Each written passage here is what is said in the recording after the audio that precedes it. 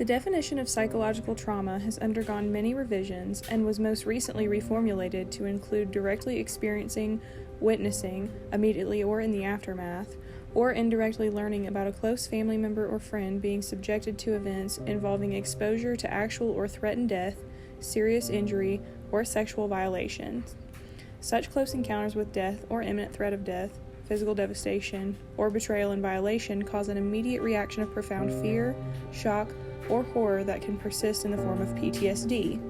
Types of potentially traumatic victimization include sexual assault or abuse, physical assault or abuse, neglect, emotional abuse, verbal abuse, bullying, dating violence, witnessing murder, hate crimes, etc. In PTSD, the brain and body's stress response systems become chronically activated in survival mode, coping on automatic pilot as if the threat never stopped.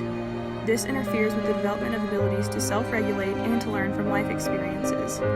As a result, youth with PTSD feel, think, and act as if desperate measures are needed to deal with mild and major stressors alike. This can lead to problems with anger, anxiety, avoidance, isolation, aggression, impulsivity, rule and law breaking, and reckless or self-harming actions. Traumatized youth who do not receive sufficient care and protection adapt to living in danger by going into survival mode. In this state, the body and brain go on automatic pilot to protect against harm. This can lead youth to react without thinking clearly about their own and others' safety and consequences, regardless of their actual intelligence, values, and capacity to be responsible community members.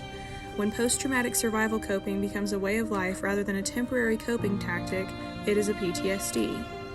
Youth who become involved in the juvenile justice system are more likely than their peers to have been exposed to not just one or two traumatic stressors, but multiple types of traumatic victimization. These are not just incidents, but types of adverse stressors that impact youth before they first come to the attention of law enforcement.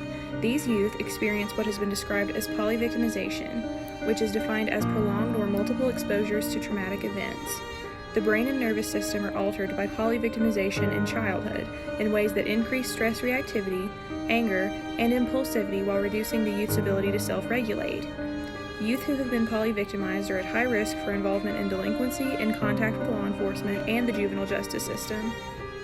In addition, polyvictimized youth are at risk of school absence, suspension, disengagement and dropout, delinquent affiliations, gang membership, depression, shame, self-harm and suicide, or volatile relationships.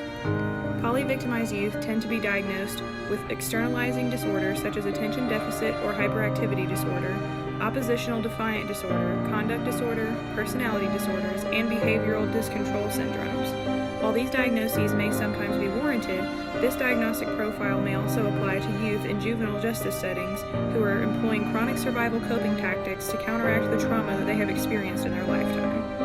Our juvenile justice system needs to be more trauma-informed. If we have a trauma-informed service delivery system with universal screenings, psychologists, and trained staff who can recognize these cues so they can be transferred to a mental health professional for assessment, we could have a more streamlined juvenile justice system who is capable of handling the trauma that these youths encounter.